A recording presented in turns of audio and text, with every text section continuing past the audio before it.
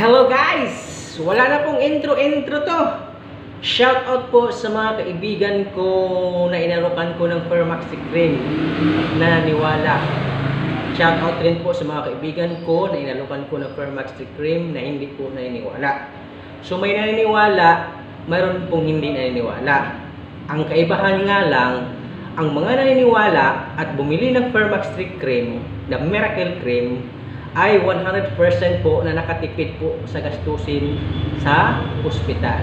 Kasi gumaling sila at nagiging healthy po ang kanilang mga iniindang problema sa kalusugan.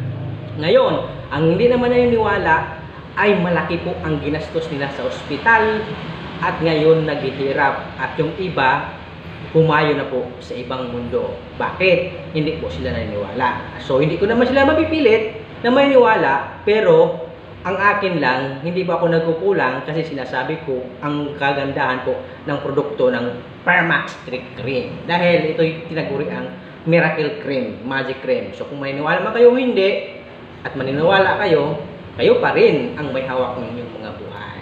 Okay? Magandang kalusugan!